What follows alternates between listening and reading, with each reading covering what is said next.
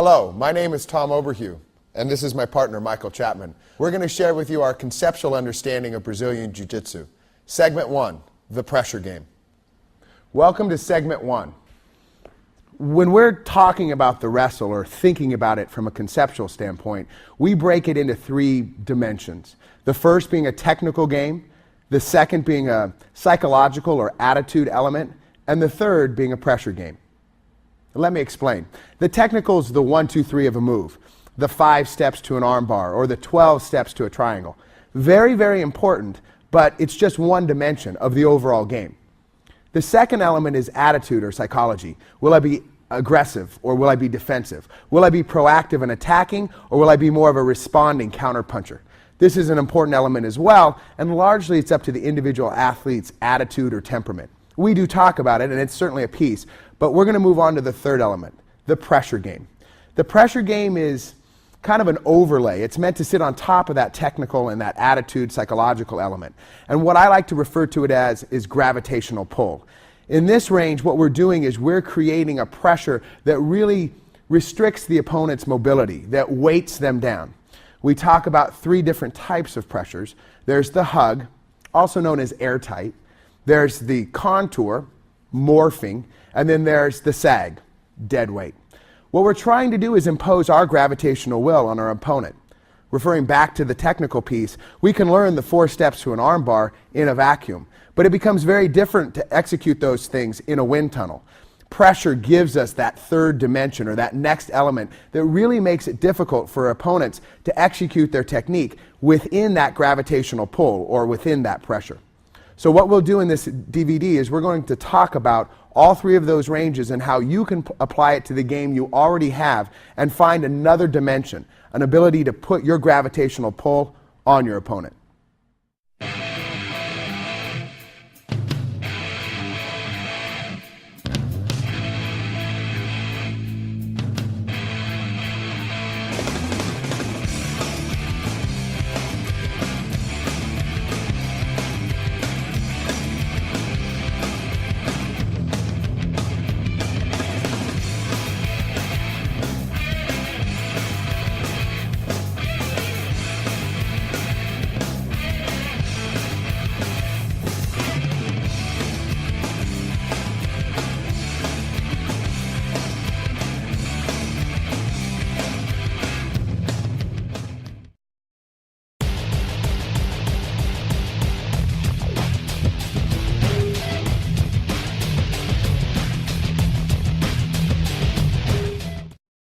Let's begin with the hug.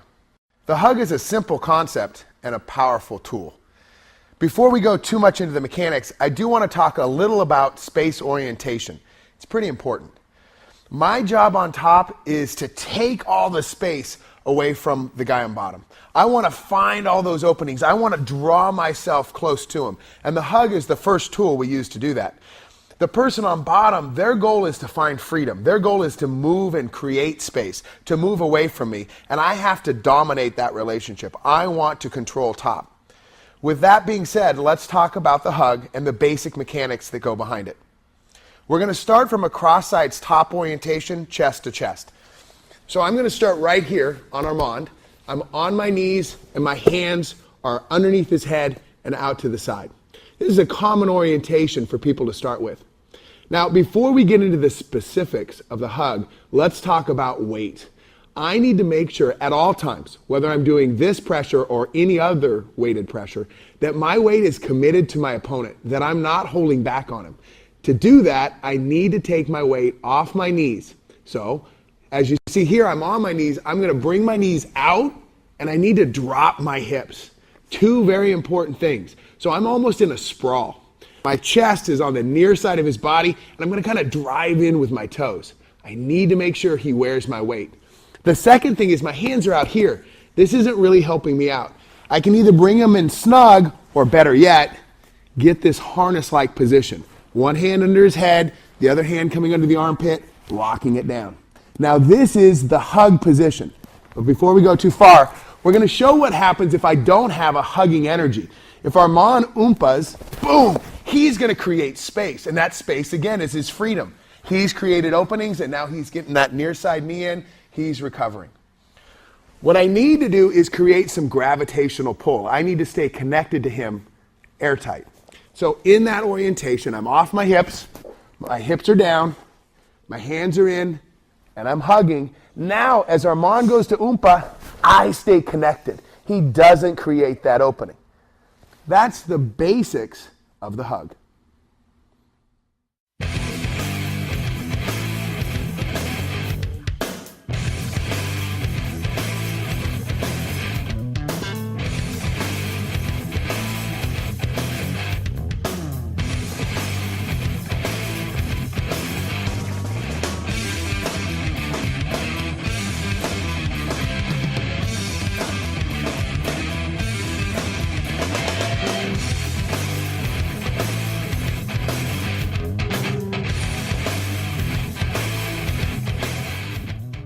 I've been training martial arts since I was a sophomore in high school, so that would have been about 1985. I started in a traditional martial art, Kung Fu, and did that for about 8 years. Ended up earning my black belt in that, and it was great for me at the time. It was really wonderful. I then went off to college, and when I came back, started training with some friends. Met a guy named Michael Chapman, who I knew through school and through training before, and we started training in Brazilian Jiu-Jitsu and found our way to straight blast. I'm giving you the very short story. And then we've been training ever since. And to me, training martial arts is so much a part of my life. It's the wellness kind of thing. I mean, it's a part of me because it makes me feel good. It's a part of me because it not only makes me feel good from a healthy standpoint, but the joy I get out of coaching really makes me feel good as well. So my partner Michael and myself and a friend Dan, we started or took over the Beaverton Straight Blast Gym about 6 years ago, and we've been doing that ever since. And it's pretty much, you know, I consider myself very lucky. I do the two things that I love to do in life. I'm a high school teacher, and I love teaching high school, and I run a martial art gym, and I love martial arts. And the two things keep me very balanced. Well, we're going to work on the pressure tonight, and I'm going to introduce those three pressures that I like to talk about the most: the hug, the contour, and the sag. So we're going to go through a quick kind of demo of what each one of them is, but more importantly, we're going to do drills that are going to hopefully bring those pressures to life. So you don't just intellectualize it, you feel it. It's like, okay, now it's real. Okay, Chris, can I use you? So the first pressure we're going to do is hug. Okay, the first pressure we're going to do is called a hug. And so I'm going to use the geography of cross sides top. I think that's the most overt demonstration of pressures, but you can do these pressures everywhere. I can be cross sides top on Chris, and I look geographically like I'm in the right place. I look like I'm really in control here. But if I'm just sitting here on his chest and I'm not exerting my weight, if I'm not intending my weight to do certain things, I really don't have a lot of control. I might have geography, but I don't have control of his energy. If Chris starts to oompa, one of the things he's going to create is space. Okay, if I'm just sitting on him and there's no sense of pressure or gravity, there's no sense of a magnet pulling me into him, he's going to create separation. On top, and this is important, on top, my goal is to be a space miser. I want to absorb. I want to be a spatial black hole. Any space around him, I want to suck it up. I want it to be mine. I want to own it. His goal on bottom is to be a space finder. He wants to get out. With that in mind, that's where the hug works. When I'm here, all I'm going to do is I like to get this underhook or underneath his head and this underhook under his arm and get the harness position. But more importantly, notice my knees and what happens to my back. I get off my knees, I'm on the ground, and I gently pull my shoulders back. Now, I don't actually have to lift him off the mat, but the idea is I'm sucking him into me. It's a hug, okay? We generate a lot of force pushing, but we have a lot of force in the pull. And so I'm pulling him to me. I'm sucking him up. As I do that, what I do is create such a gravitational pull or a friction that when he starts to oompa, it's really hard for him to create space. And that's what he needs to get away. Space is his ally. Space is his friend. Yeah, I've rolled with Tom a lot. Tom's game is focused. Tom's game is will to power. Tom's going to force it the way it should be done, and he's going to work really, really hard, harder than anybody else, and he's going to do it. And it's a tough game to go up against because it's exhausting and it's brutal. It's always forward pressure, never a break in the roll. He's not a counter player. You know, he doesn't sit back and wait for submissions. He's always coming after you, and that is a very tiring game to play. You have to be in shape to play that game, or be lucky quick. I notice when I'm in the harness here and I've got my hips down, that it feels like there's space where he can bring his elbow or hand inside to block me. When he gets to that angle, I'm wondering, should I be doing anything else with my hips to close off this space? Beautiful question. Beautiful question. And I want to answer that question on about 2 or 3 different levels. The first thing is the way I teach pressures. I teach pressures in a very absolute way. Like, we're going to spend time working on hug, we're going to spend time working on contour, we're going to spend time working on sag. But the reality is you're going to be doing multiple pressures at the same time. They're not mutually exclusive. You can be contouring and hugging. You can be sagging while contouring, right? So in other words, you can be doing multiple things at the same time. Just because I'm talking about hug doesn't mean we forget about sags and contours. That's an important point. The other thing is we always have to remember principle number 1. When on top, you are a space miser. When on bottom, you're a space finder. So you're going to do everything in my world to minimize space. So what I would argue is that you're absolutely correct. There was space here. So if I'm on that hug, it would be perfectly acceptable for me to hip heist, boom, and still keep the hug. I've now taken this space. Here's the body geometry. I'm inside his armpit, but I'm not just here lightly. I want to drive my hip forward as I hug him up. That's going to give Chris a feeling of kind of claustrophobia. I mean, it's like, man, I'm stuck in a hole and it's getting smaller.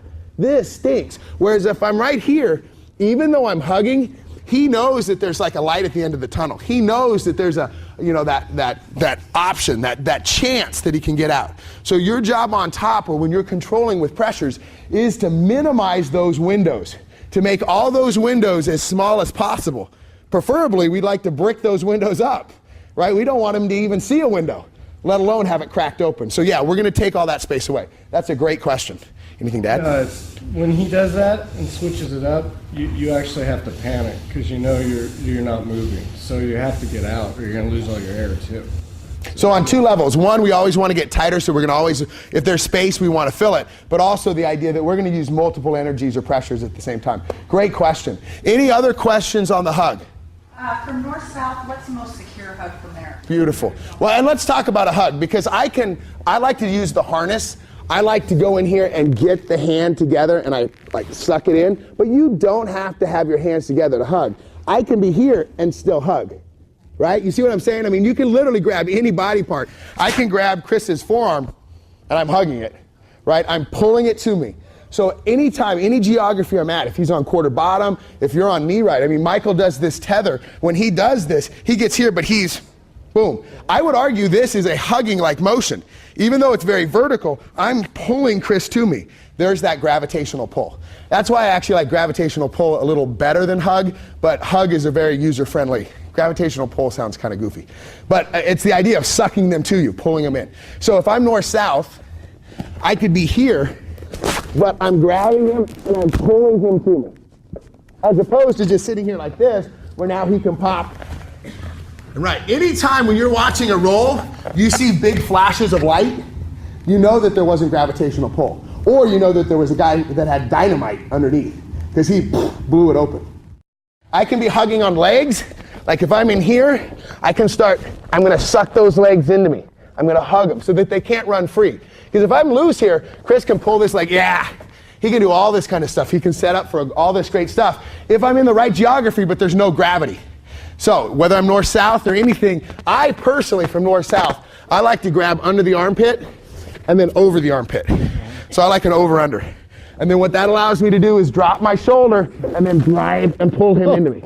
I'm a short, squatty body, and that's just kind of what's evolved, is that for me, I'm a very tactile wrestler. I'm very pressure-based. I also have to say that, you know, I started in a stand-up martial art, and then even through Straight Blast Gym, I worked through stand-up and clinch, and I do those, and I respect those, but in my heart of hearts, the range that I feel the most comfortable at, just intuitively, at my very core, is wrestling. I just feel that that's my natural place to be because of my body size and so forth.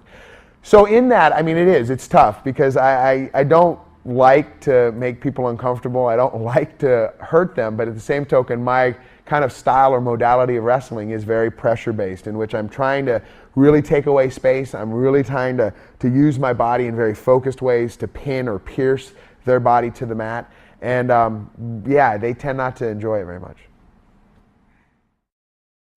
Okay, here's what I'd like to do, because I want to keep us warm, I want to keep us moving, is I'm going to have you move, and then when I clap my hands, I want the person on bottom to become just an Oompa machine, and you're just going to hug them in. You're just going to lock it down with the hug only. Okay, so again, I am going to ask you to be pretty specific right now. I want you to work that one energy. If you cheat a little bit, I won't tell.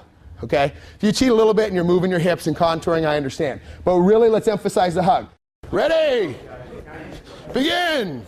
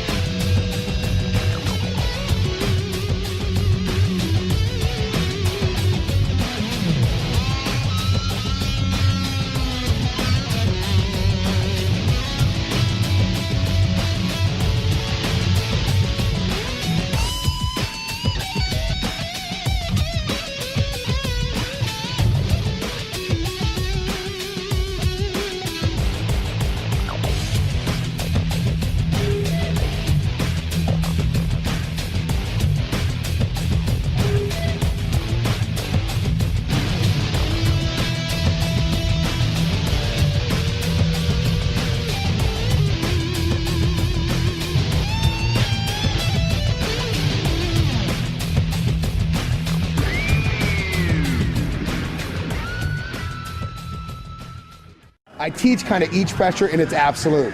The reality is you never do it in absolutes, right? So I'm always contouring while I'm hugging. I'm always sagging while I'm contouring. So as I'm hugging, I do always want to get as close to him as possible, because again, the overarching premise is that I'm a space miser. It doesn't do me a lot of good to hug here, even if I'm doing the hug, because I'm still giving him space to get that knee. Right. So you want to, at a higher level, what you're doing is you're looking at all three pressures running concurrently. Which one's going to be dominant now? Oh, here's a lean, so I'm sagging, sagging. Oh, hug, oh, contour. But you're blurring all of them. Yeah. The hug is a great tool, but believe it or not, we can actually use it too much at times. Let me explain. There are two ways that I can kind of waste energy when it comes to the hug. First, I can be hugging too hard and experiencing diminishing returns. If I get into this hug position and I'm squeezing so hard that I burn my arms out, that's a waste. I don't want to work harder than I have to. So instead, what I'm going to do is I'm going to pull him to me so that I stay airtight, but I don't want to waste my energy. So don't over hug. Instead, pull it firmly, control that position, stay airtight, and stay there. Secondly, I don't want to hug continuously. That's going to get exhausting if I'm hugging for 3, 5, 10 minutes. I don't want to hold it the whole time. Instead, I'm going to respond to his action. I'm going to respond to his oompa. So if Armand oompas, I'm going to hug and then relax. The idea is it's a pulsing hug. It's not a constant hug.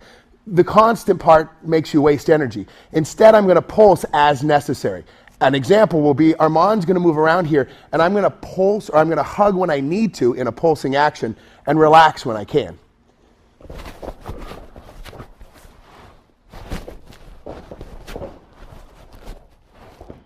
My name's Jeff Wassum, and I've been training at SBG. I think like I'm maybe Matt's earliest student that's stuck with him all this time. And I'm a purple belt, and I've been coaching at Beaverton, I believe, the past 4 years, and I love it here. Overhue wrestling, Tom Overhue is pretty much a nightmare. I liken like Overhue's game to like, I don't know if you've seen like Rocky Marciano. He's just like, or like Joe Frazier box, you know, they just put their head down and boom, boom, just constant pressure, and they might like take a few shots. I mean, you might, you know, get Tom. I haven't gotten Tom in a long time, to be quite honest, but I've seen people get him and boom, he just keeps coming back. And like, you know, like I talked about, it's not really technique or what people do, it's how they affect you mentally, and having this constant pressure on you. You know, whether Tom's like in guard, he's like boom, just, you know, whether he's on top, it's always boom, this constant pressure. And after a while, after 15 minutes of that, it's just like, oh my God. And then he implements his game. You know, after a while, he's able to do whatever he wants to do because it's just misery. When you were on bottom, what did that hug feel like when you were oomping? What did that feel like when you were oomping and they were hugging you? Frustrating? I couldn't create any space at all. Mentally, I think it's punishing. When someone's really busting gut and they're really trying to explode, man, it's terrible feeling when you're just not getting any movement. That's really tough. What hugging forces your opponent to do is it forces them to be detailed. They must have good frames. They can't just grr, right? You know what I mean by grr? Because if you hug, that grr never creates separation. The thing that creates a separation is good framing. Okay, and we'll talk about that, what we need to do to latch it down and so forth. Right now, you were getting good position. But that hug is very important, and it's pretty easy. At the same time, if you're doing it right, it still work, right? I mean, when you're hugging, you're exerting yourself, but it's a very controlled exertion, and I think it's an efficient exertion, right? I'm glad to hug and use that energy there rather than fight out of a bad position later. Kind of that ounce of prevention, pound of cure. I'd rather stop Chris right here with a good hug than deal with Chris right here. Yeah, I'd rather spend my energy way back earlier on that hug.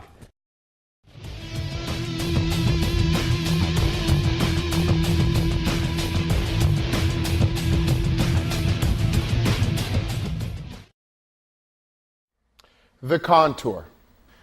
Contouring is an energy that we use to address our opponent's movement. Where hugging was taking that movement and becoming airtight, contouring is knowing that your opponent's going to move and taking that space that they create away from them. We're going to use our entire body to contour, to morph, to absorb any space that your opponent creates. I like to think of myself as like a spatial black hole. Anything that my opponent creates, I'm going to absorb and suck it up. So that's the concept of contour, and we can use our entire body to contour around any part of our opponent's body. What we'd like to do now is introduce the contour with hips. Typically, because most people tend to be too stiff in the hips, we want to wake those hips up, and because most people are opponent, they tend to attack our hips. So we're going to show this out of a cross-sides orientation. If I'm in this cross-sides orientation, and Armand is driving with his near side elbow, let's see what happens if I don't contour. When I'm here, if I just drive into him, I'm actually affirming his frame. I'm making his frame relevant. It works for him because I'm driving straight into it.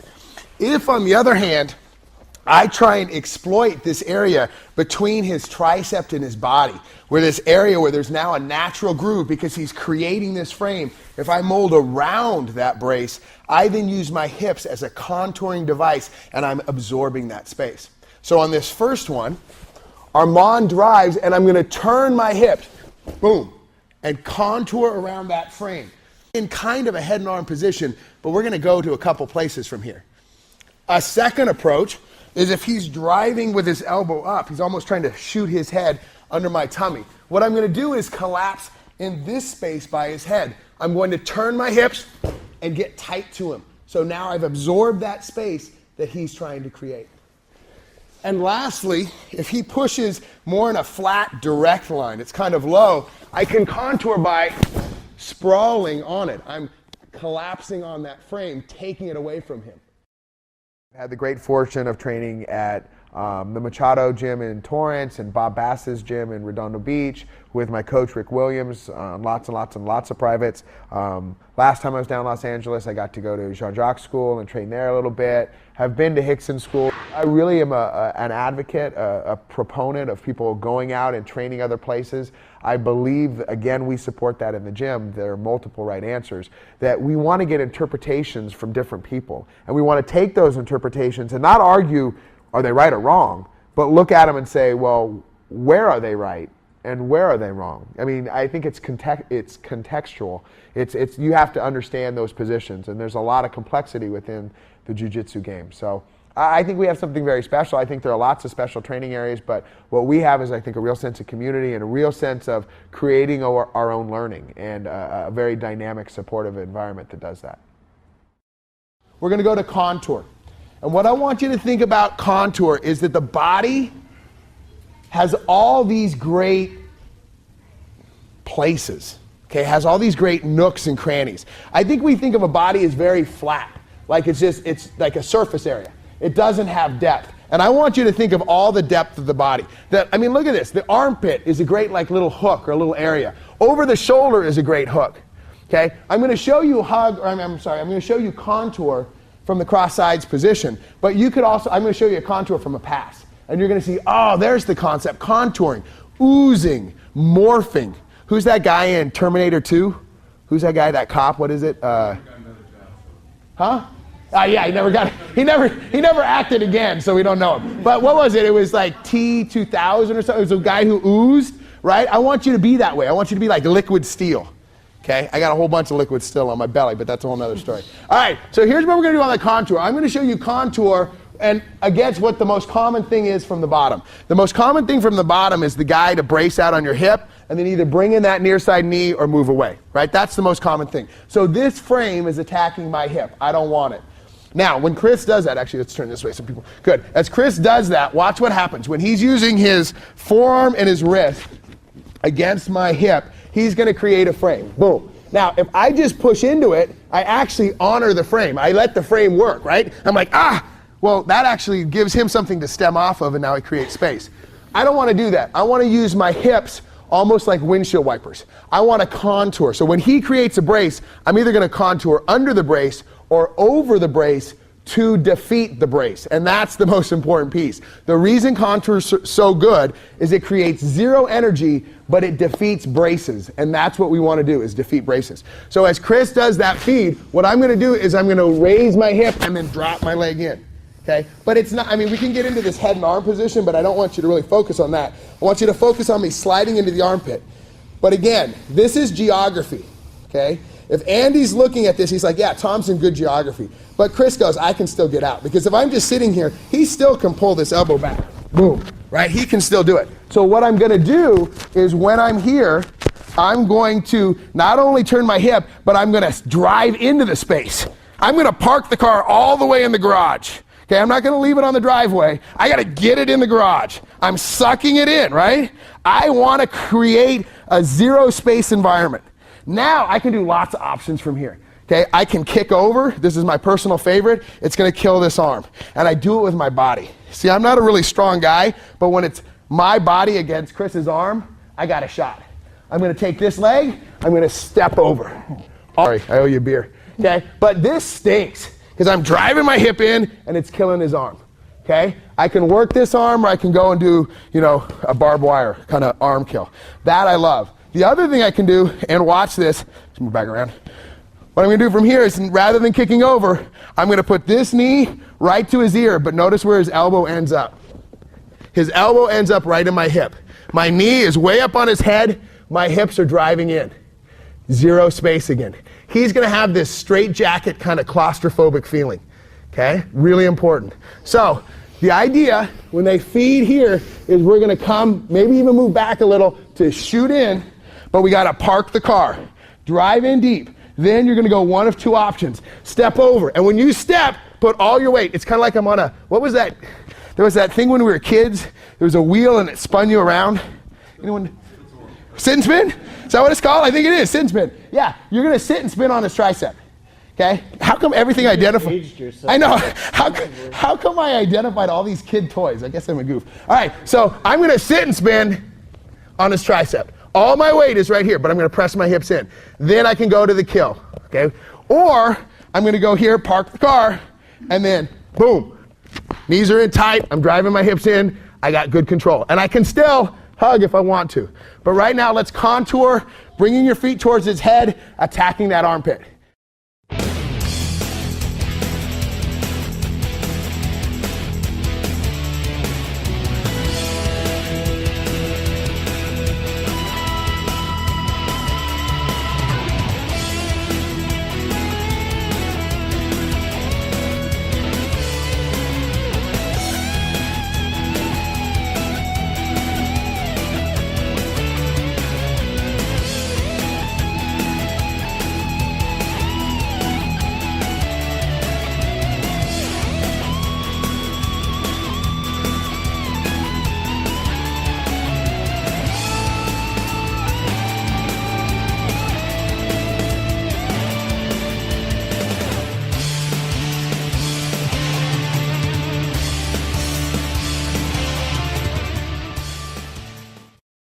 I've been training Brazilian Jiu-Jitsu for 4 years, and I'm a brown belt.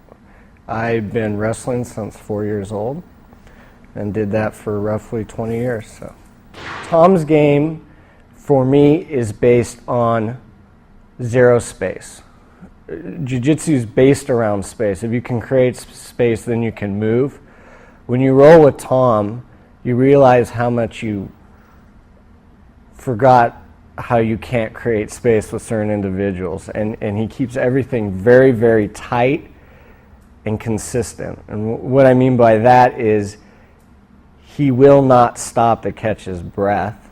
This just doesn't happen.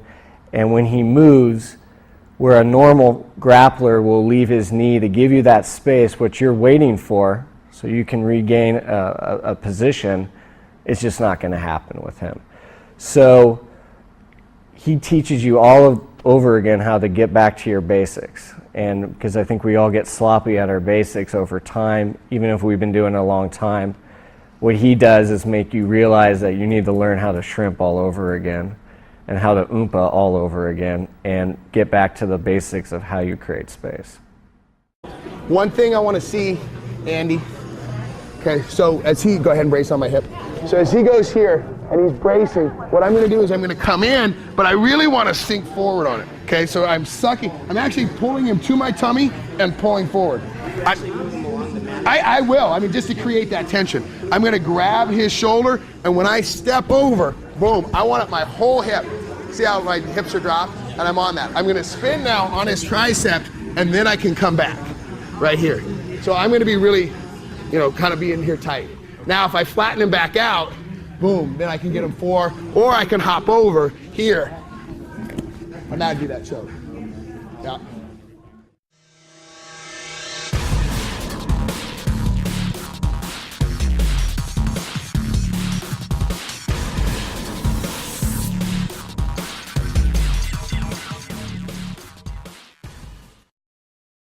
Earlier, we gave a basic definition of contouring.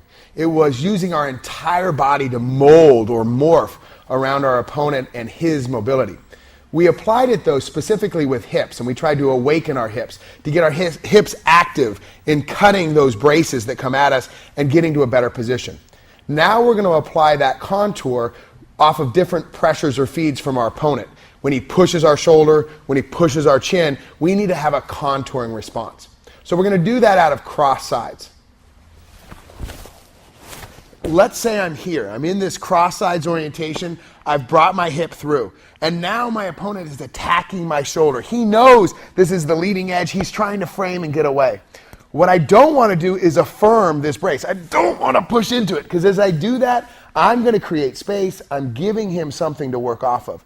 Instead, I'm going to elongate my body. I'm going to stretch out, taking that frame away from him, and I'm still going to contour. I'm going to come around this frame. So I come here, boom. I'm going to slide around and then end up in this cross sides top position.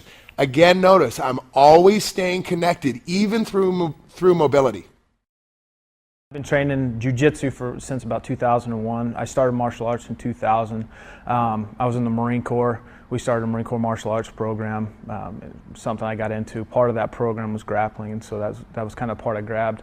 I started training at Straight Blast in 2003. I moved up here for work, got out of the Marine Corps, went to work for the U.S. Marshal's office. So this is where they sent me. Wrestling with Tom, again, it's another complete different type of experience. I can still remember the first time I rolled with Tom, people sort of smiling as I walked over, and I didn't quite get it, but I started out and I thought I was doing okay, and Tom's getting a little bit tighter and a little bit tighter and a little bit tighter, and suddenly I'm just crushed underneath this guy that I'm going, man, I'm so much bigger, I should be able to push him around, but his game is definitely tight. It's kind of like rolling with a snake, you know, it constantly just gets tighter and tighter until suddenly you're just stuck there. Off of this contour, our opponent is attacking our chin, and we're going to use our shoulders and our head to contour. They're the contouring tools to get around this frame or brace that our opponent's giving us. I'm going to start from the cross sides top position. I'm in that dry dock, and Armand's going to use his outside hand to attack my chin. As I get here, he's going to take this hand and drive up. In doing this, I could resist and try and drive back down. It's going to be a lot of strain on my neck. It's not going to get me very far. It's probably going to give him space to escape. Instead, I'm actually going to come up a little and grab at his elbow. I'm now going to turn my whole body, my shoulders in particular, and look away. Boom. As I get to this position, I've now essentially done an arm drag. In getting this arm drag, I hold the arm tight, I start working around, and now I can get into better position, and I start setting up those positions. I'm going to show you the contour the other way. That is, okay, the first time, and this is the most common, I think, people use their forearm and kind of their hook of their hand as kind of a frame. Sometimes guys will drive their elbow up kind of to think about like kind of scooting their tummy or their head underneath my tummy. So they'll jack their elbow up and kind of go underneath, boom, and come out that way or do whatever. So they're giving you a slightly different feed. I'm going to be gentle because this can hurt their wrist and their shoulder, their wrist and their elbow.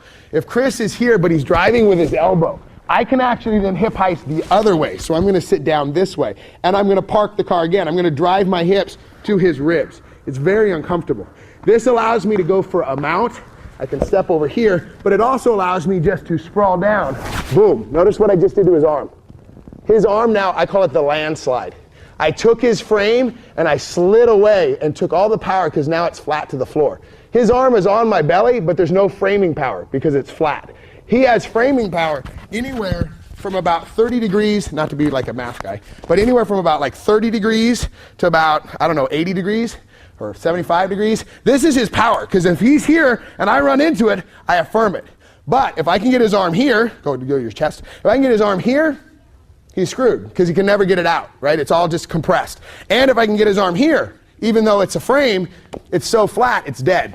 So I am worried about this arc, and I'm gonna turn to break it down. So when he's here, I'm gonna switch my feet to his feet. I'm gonna drive my hip into his shoulder, and I'm gonna suck it up. Okay, so right in here, it's just a hip heist the other way. I turn this way and I drive in. I like to bring my knee like right underneath his body. I like to keep the hug. Again, I can go to mount or boom, I can come right down. Now I have it flat, I can hug in, boom, and be nice and tight. That's another option.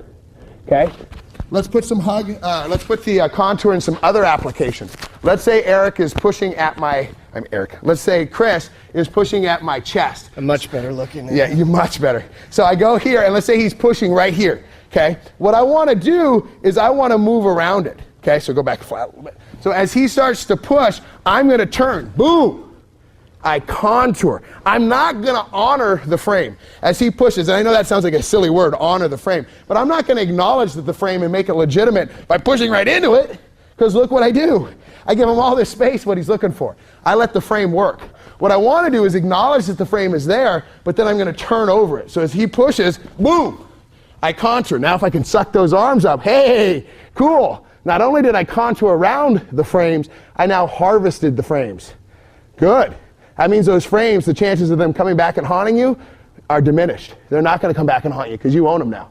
Okay? That's an example. If he pushes on my head, right here, I'll show him, I'll beat him with my chin, right? That won't work, that'll stink. And you'll probably have a sore neck the next day, right? So as he starts to push, I grab and I contour, boom.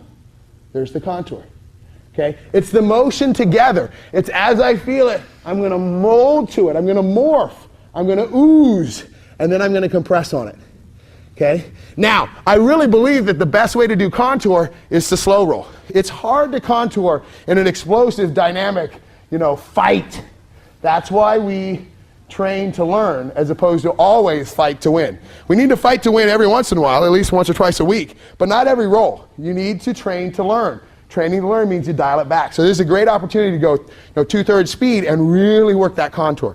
Other ideas of contours, just to show it to you, just because I think it's powerful, is if I'm working a pass and Chris posts on my leg, right, or on my hip, I'm sorry.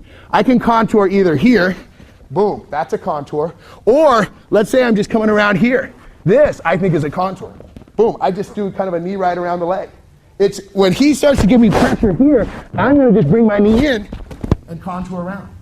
Boom, now I can slide back down, now I can get back to cross side. It's just the idea that rather than being a bulldog and going right through everything, what you do is acknowledge it's there and then contour around yourself. That's the important piece. Now, if you're on bottom though, I don't want you to think that you're just wasting 90 seconds. Because what I want you to realize is, this is the time rather than during a match when you go, dang, I better learn not to push and leave my arms out like that. This is the time you should be learning that lesson, right? Because you're seeing how dangerous it is just to push and hold. Okay? When you frame, you want to get that frame and move away. So in the bottom, I want you to be cognizant. I want you to be aware of the fact that you're doing something intentionally really bad, and if you do it and understand it now, that doesn't translate out onto the match. That you always keep those elbows in, that you don't create those frames that are going to get sucked up on. So person on bottom, big pusher. Okay, lots of movement. Person on top, you're contouring. Moving those hips, moving the shoulders, always just wrapping around whatever comes at you. Okay, here we go.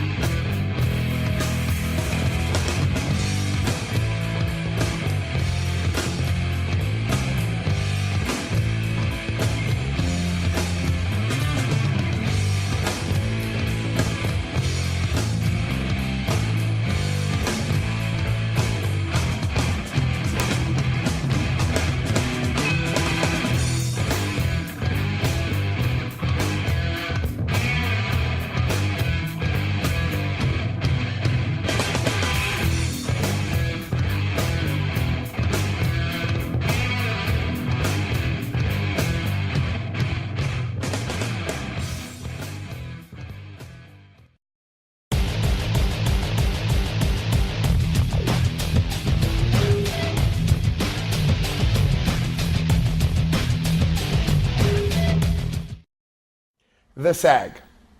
We define the sagging energy as a spinelessness, a lack of structure. Your body becomes supple and unrigid.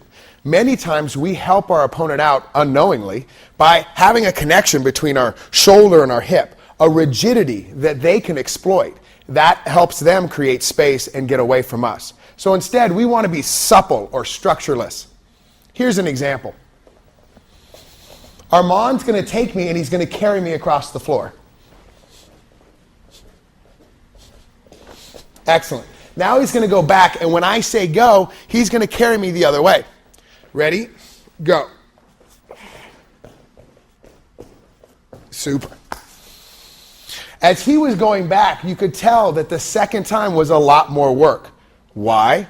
I weighed the same amount of weight, but it was an unmanageable weight. It was uncontrolled. It was supple. It was loose. That sagging pressure is going to help you when you wrestle because it's going to make your opponent have to work much harder. My name is Eric Giton. I've been a wrestler for about 25 years, so I've done a lot of wrestling, from kids to high school all the way through collegiate wrestling. I was a 3-time All-American for the University of Wisconsin. I was in the NCAA finals versus a guy who I'd beaten prior in the year, and I was the #1 ranked guy in the country, and I got beat by 1 point on ESPN. When I wrestle with Tom, I usually have to take, I would say, 10 breaks to his 1 because he's exhausting to wrestle with. Whenever you wrestle with Tom, you feel like I think Tom weighs about 185, 190 pounds. He feels like he weighs about 290. It's just the guy, he's just got an amazing ability to sag all of his weight, and weight that maybe he's getting from somebody else, onto you. And you just feel exhausted, you feel tired, just because what he's doing is more of just like a smear, where he's just on you. And his movement is very different than Michael's, where it's just more of just a constant pressure on you at all times. And anytime you make even the slightest mistake, the guy's like a boa constrictor. You know, he's just looking for you to make the next move. And then once something opens up, he's on it. All right, so here's what we're going to do. We're going to make an illustration. First time through. Okay, you're going to get a partner, and partner B is going to come up to partner A, and they're going to lock their arms around my waist. So you're going to do like a good squat. Lock your hands. He's going to come up. I'm going to say lift, and you're going to walk him down the floor. So Paul's going to lift me up, and he's going to just walk me down the floor. And I'm going to stay just like this. Okay, everyone do that first. Go. Okay, grab a partner and carry him down the floor. Let's go. Quick, quick, quick. Excellent. Good, Charles. Nice, Ka. Good, Ka. Good, Eric. Hey, if you need help, Spence, I mean, I'm serious. I'll give you help. You need a spot? You all right? Good job. Ikaika. Yeah. All right, good. Now, take 2. You got to do the same thing, and you got to do it. You can't cheat. You can't go, oh, no, I get it, Tom. I get it. I intellectualize. We don't just intellectualize here. We actualize. We feel it. Okay, so I want you to feel it. Paul's going to grab around the waist, but he's not going to lift and carry it until I say go. I'm going to do one thing before I say go. Go! Excellent. Good. Everyone, do that. Down the floor. Go! What's he saying? I'm sure Eric's going to be all right with me. I'm sure he is. Let's go, Ryan. Come on. Good. Oh, holy cow. Someone dropped something. Hey, Andy, you're still like I'm assisting in this carry because I'm keeping a structure in my body. As soon as I become spineless, as soon as I completely sag, as soon as I become a sack of potatoes, I'm no longer even remotely helping him. He's trying to keep this weight, and he's trying to gather it, and it's like it's unmanageable. That is the sag. So let's see that sag on the ground. Armand's going to be a pusher. He's going to push my shoulders, push my hips, move his hips. And my job is to sag the whole time. I'm going to disconnect my shoulder from my hips. I'm going to stay connected to him the whole time, but I'm going to be that saggy weight, that saggy energy.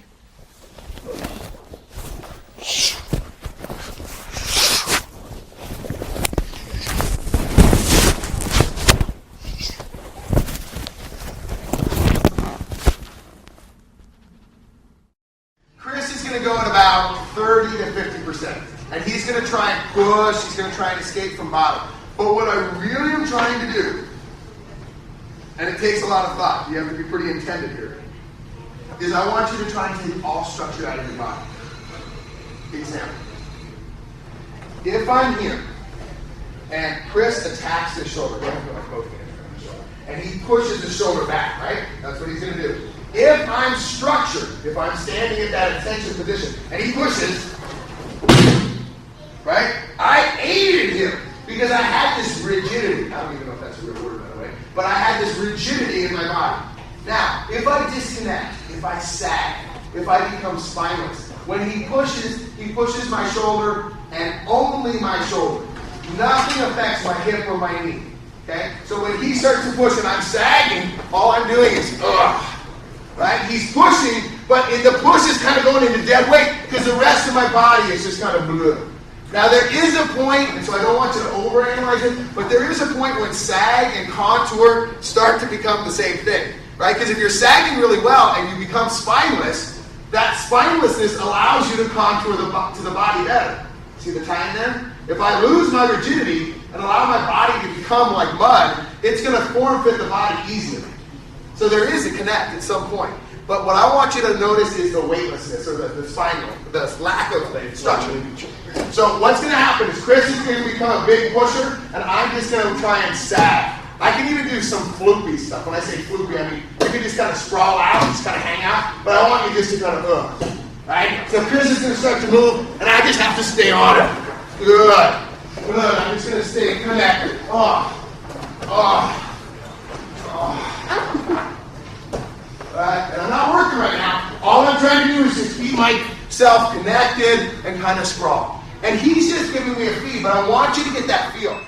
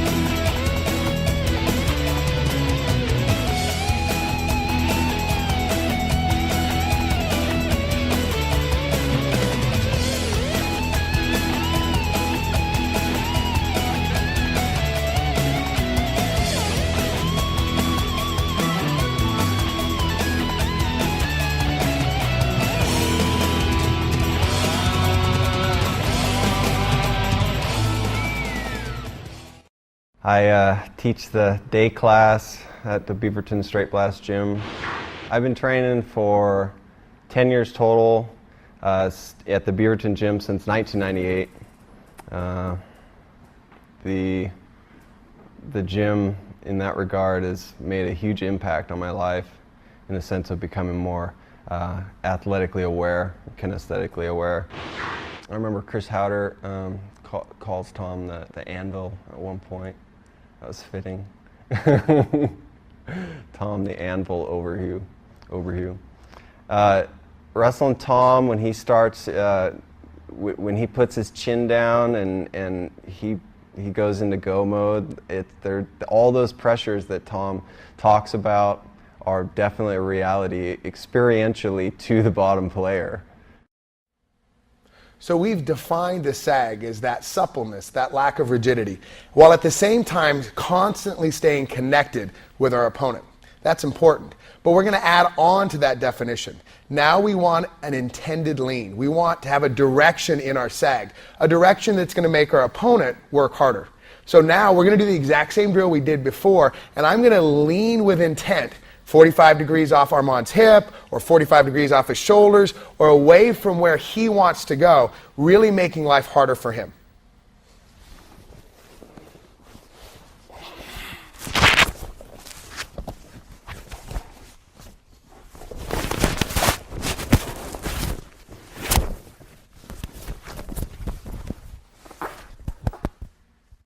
But any questions on the sag right now? As far as just, I realize that you're trying to teach these things in isolation, but I was talking to Andy, and he was saying that it feels like I'm heavier when I'm actually, keeping my toes. Right. Whereas actually Well, I was going to say, right, no, it is, you're right. And I think that, like, Michael is going to talk tomorrow about like a spiking pressure, or a tethering pressure, or a spearing pressure. There are ways that you can create a very focused pressure when you're up on your toes. When I play my pressure game, my goal is really to take away all that space, though. So it's a kind of a different approach. But you want to play the two. I think we're very comfortable, both Michael and myself, saying that it's the same side, or different sides of the same coin. Okay, it's the strategy of how to use our weight in a very intended way. One's a very almost kind of like an anaconda. Like every movement you're getting tighter and tighter and tighter and tighter. The other one is very tactical, very sharpshooter-like. You're going to use a very laser beam approach to put your weight on a hip or a shoulder and so forth. And getting up on your toes and spearing allows you to do that. So sometimes that's what we want. Ultimately, if we had all day to train, we'd put all those pressures together. I do want to go back to what Eric brought up before, and that is we never or rarely do we ever do one of these pressures in its absolute. It's always kind of a chorus, like a hug and a contour, a sag and a contour. We're always doing those things together. And one might come up and you'll emphasize it, but then it goes into the backbeat and another one becomes more important. So it's that fluid transition.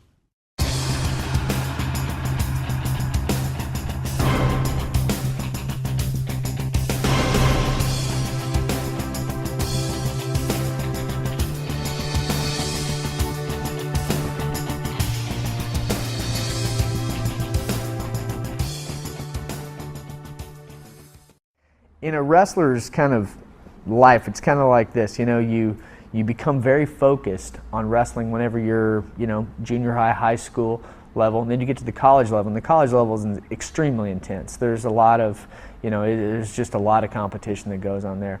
But after college, you kind of get into this limbo stage where you're like, okay, what do I do now? I can either become a high school wrestling coach, try to be a college wrestling coach, continue on with international wrestling, which is very difficult for most people. I mean, people who have jobs and have a family and things like that, they want to focus on that, obviously. But for me, it was, hey, I really still like wrestling. And I don't want to just coach. I want to get in there and tear it up. I want to get in there and get my head beat in. That's what I like to do. I mean, it's kind of my own little sadistic thing. But, so, once I found this, I felt like I was coming home. I'm like, oh yeah, this is great. And for me, it's been a phenomenal thing. It's like prior to this, I swear I had some sort of like identity crisis where I didn't know exactly what I was doing. For the last 5 years, I've just been working a lot and didn't do any type of wrestling, any type of combative type sport, which I love. And I think if it's in your blood, it's not going to go away. And this has really filled a void for me, and it's made me a much happier person. When I sag, I'm like, oh, I'm just like ooze. I'm like relaxed. Okay, we need to make sure that even in the midst of that intense coming at you, we stay supple. We stay supple mentally and we stay supple physically. People are getting tight. Okay, I know that's the biggest challenge of the sag. It's easy to talk about and it's easy to play with when someone's doing this. Right? But when someone's going, and they're really going, that gets really tough, right? So that's when you have to really focus on sagging, disconnecting your body, moving. Okay, the other thing is in the midst of that intensity, sometimes we just get clingy. Okay, like we just want to hold on. We got to find our way to keep our body fluid, keep our body moving ever closer to our opponent, getting tighter and tighter. Is a sag more, does it precede a contour, as in they're tighter and you're sagging and waiting for them to open something up? Why are you going with the sag as opposed to Interesting. I would say that my goal is always to contour because I want to get as tight. And actually, I do want to bring that up. I talk about locking down cross sides, and we weren't going to go over it tonight because we don't have time. But there are two pieces I do want to talk about. When I'm going on cross sides, I want to land. It's very important for me to land, which means to get my body on his body. So I'm going to get Chris's arm either right over his head, I'm going to get Chris's arm right to his hip, or I'm going to get Chris's arm compressed. The fourth one, which I do, but it lasts very short, is that landslide that I do. What I can't have him is anywhere in here, because if he's anywhere in here, then he owns his own airspace, and I can't have that. I can't have him managing his airspace. I have to control it. So as I'm coming through, one of the first things I'm going to do is try and destroy that frame. As I'm coming through and I feel that frame, as soon as possible, I'm going to try and get under it. Boom. Another example is oftentimes when we pass someone's guard, they bring their knee and their elbow together, okay, and they create, again, I'll take damage for it, but they create their magical bubble. Okay, so Chris has his magical bubble. He just put his sit and spin away, and now he's created his magical bubble. I need to break into it. Well, if I drive right into it, all I do is honor it. I just make it worse. But if I move past it, then start to back up, and then come in, now I've broken it down. In other words, I have to almost zigzag. I have to drive forward, scoot back, then come in, and then land. It's about a 3-step process. But the idea is I'm using my body geometry to find that nook or find that cranny and exploit it. So all I'm trying to do is from here, I'm coming past it, I'm walking my hip back, and boom, I'm bringing my hip up. Now I have his arm here. This is what I want. I'm going to bring my hip in. So those are ways that you'd use the contour. And I think the contour is first. I see the sag as a reaction to his push. I see a sag as a reaction to his sweeping motion. I see a contour as a way for me to land and own the near side of his body. Once I own the near side of his body, now I can move into my permissions. Permissions to me, submission within the position. But I must have positional dominance and positional maintenance to do it. And that's what allows it to happen.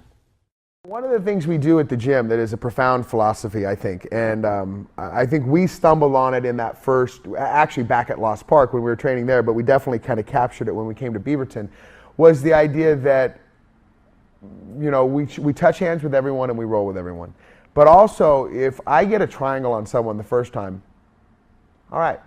If I get it the second time, If I get a triangle the third time and I do not say anything to that athlete and I do not give them the solution to their problem, or at least make them aware of what I'm doing, then the fourth, fifth, sixth, seventh, and any tap thereafter is all about my ego and making me feel good and making them feel bad.